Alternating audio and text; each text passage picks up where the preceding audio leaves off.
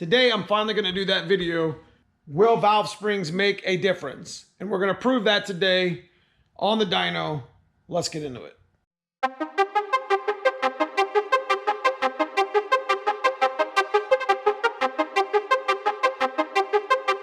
We are gonna focus on getting a brand new valve spring kit in my dad's bone stock motor 302 Fox body. It made 294 horsepower at the dyno to the wheels. And we are gonna see today if valve springs make a difference in that number. So I've already kind of got a start on it. I got the upper intake off, and I'm not gonna do a big time-lapse video of me actually installing these springs. The springs that I like to use, that I've used for years on my GT40 stuff, is the TRICKFLOW 2500100 kit. This kit is very good for E7TE heads and also the GT40 heads. It's almost like a drop-in spring kit for your actual Fox body or your 302 motor.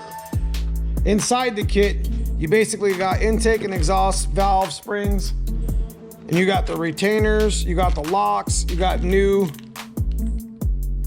valve seals, and of course you got to shim them. Now you need to shim these to a 1/8 height, as it says right here in the instructions. This is a very easy mod to do for your car, and especially if you're running just a stock block 302, even with some GT40 heads. If it doesn't have valve springs on them, I highly suggest you do this. So I'm just gonna show you some of the things that I do on a couple of the cylinders, and we're gonna get these springs switched over so we can get back over to the dyno and answer that question. Before you got into this kit, you need to understand that all these springs are the same. So they will work on intake and exhaust. The thing you need to pay attention to is the fact that the retainers that are in the blue bag are for intake, and the retainers that are in the clear bag are for exhaust. Do not mess those up, because that's how they get spaced with these springs. And then of course you put a couple shims down underneath of them when you're trying to adjust your height. While air's in the cylinder, you should have no problem. This is the old handheld tool that I like to use when installing valve springs, and it actually collapses the spring so you can get the retainers and the locks in place. Each retainer gets 2 locks. So let me get the valve covers and the springs exposed and some air to the cylinder, and we'll get these things switched out. My dad's car is pretty untouched when it comes to being a bone stock block. One of the things I wanted to show you real quick, take like 20 seconds, this got one of them old cork cheap gaskets. Now they're not bad, and this thing was really stuck to it. Now it's pretty good because it's sealed pretty good, but you got to be careful, because when you're peeling these out or putting them on, that little ring right there can cause all kind of havoc. That easy. See that? It went down there. I'm not worried about it. But these gaskets had that little ring in there to keep you from compressing them too much, and these things fall out super easy. And that thing can often be found at the bottom of your motor through that oil return. So don't be that guy. These aren't new, these are used, but they're reusable. And they go on a specific way, cover side. Nice blue, seal very well. But I'm gonna get my clamp on there. I'm gonna get this spring off after I put some air in there. You can see I got the compressor hose over here, and this is just a simple compression check hose. When I add air to it, you're gonna hear a bunch of hissing. It's gonna have air coming through the motor, but it's gonna keep these valves from falling into the cylinder, and I'll be able to actually replace these springs while I'm at it. So as you can see, a couple little love taps came loose. I was able to grab the locks pretty easy with my magnet, as they're magnetic. And I was able to pull the exhaust spring out. Since this is the exhaust spring, it's getting the retainer from the clear bag, 2 locks, and a spring. Do the same thing over on the intake spring, which takes the blue retainer. And then we're gonna repeat this through all 16. So now we need to determine install height. So install height would be me putting the retainer on with the 2 locks very carefully. See, I can hold it up. It actually stays in place, but that's okay. We're not gonna play that game. And then we're gonna put this bar down here. This bar is just a rule of thumb. It tells you how big the install height is. Looks like we're about 10 thousandths off. So I'll grab a black one. So I got to put a shim in, because I got to shim it because it's still loose. So we're going to take the lock down. Most likely, the rule of thumb is whatever you figure out measurement wise here on this exhaust one will probably be the same all the way through. Check it on a couple other ones when we go back through. That's pretty much the gist of it right there. I just did one spring for you to show you. It's the same routine through all 16 springs. By giving your engine a better spring seat, your valves won't hang open, they'll close. Your engine won't lose performance, especially at the higher RPMs, which is basically where we're living with this car when we're trying to race it. So in theory, these valve spring upgrade kit should and let us make a little more horsepower, or we were losing some sort of horsepower somewhere at the top with valves floating. So I'm gonna get this spring on, and I'm gonna go on through all 8 on this side, and I'm gonna go ahead and adjust the valves and lock this thing down, and this side would be done for good.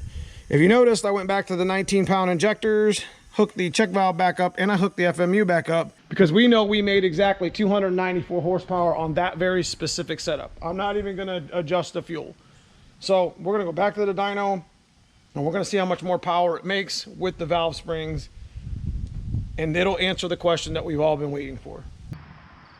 I mean, this mod's gonna be great. I've done this mod on a lot of my heads. All my rebuilt GT40 heads and E7 heads that are on eBay that I sell often are all completely machined and have this complete same valve train in it. So I'm very familiar with this valve train, and I fully expect it to do what I want it to do. So we're finally getting ready to go over to the dyno today, where we're gonna make an NA pull and we're gonna make a supercharged pull on the dyno. We're not gonna do any AFR or anything. We'll probably make about 5 pounds of boost, so we're gonna hook that up at least. So we're just gonna try to see if these valve springs make any more power. I mean, this is what we wanted to know, and we didn't have a real good time at the track because our fuel pressure regulator blew up. So we will go back to the track to see if it gets any faster, but let's just get right into these dyno pulls. What are you afraid of? Camera? All right, so we're gonna go ahead and make this power pull real quick. As you can see, we got new dyno stuff set up. Got a new setup from last time if you've watched any of my other videos, so it's gonna be pretty interesting.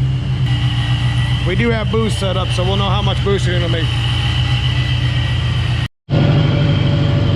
So we had to stick some sticky on the tires because it spun the tires right off the bat. So here we go.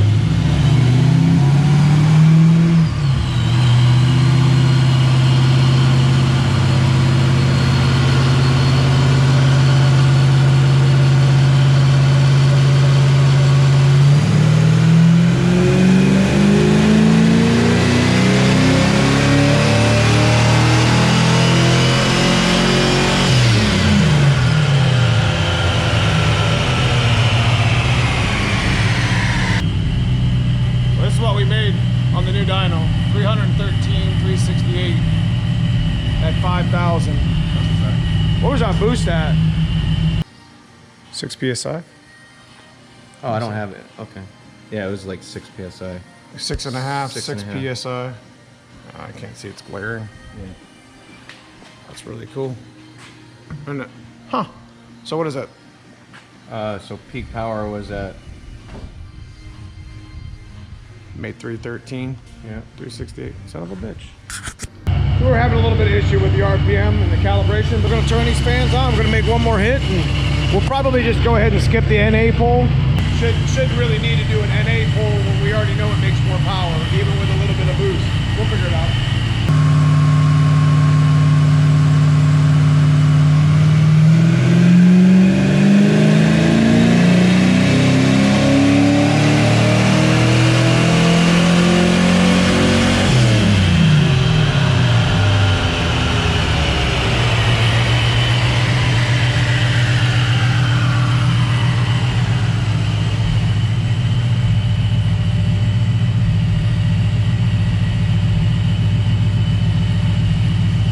.306, 359.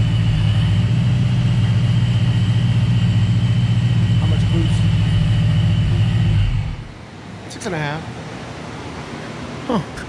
We made the hits that we needed to make, and we got the data collected that we needed to collect on the car. It did make a little more power. It made about 15 more horsepower. So, and it does make a little bit of a difference, especially kind of at the higher RPMs. Valve springs are meant not to make more power, but to handle more power at higher RPMs where the valves won't flow. So it did help a little bit, and I'm sure that number could probably be multiplied a little bit more on cars that make a little bit more horsepower. So it's kind of hard to collect data like this and do these videos because you have to time it, you have to, you know, fix something, do something, build something, and then you gotta ask other people in their time and their you know, being able to get on the dyno to just see what it did. So there's raw data that tells you that it works. So it's an experiment. I'm gonna call it an experiment. Next, we're gonna put rockers on and see if it makes a little more power, and probably maybe even continue putting Ford parts on it like GT40 stuff. But at some point, we're gonna either have to put a map sensor that reads boost, or we're gonna have to switch it to mass air. So there you have it. Make sure you hit that like and subscribe. I appreciate everybody. See you soon.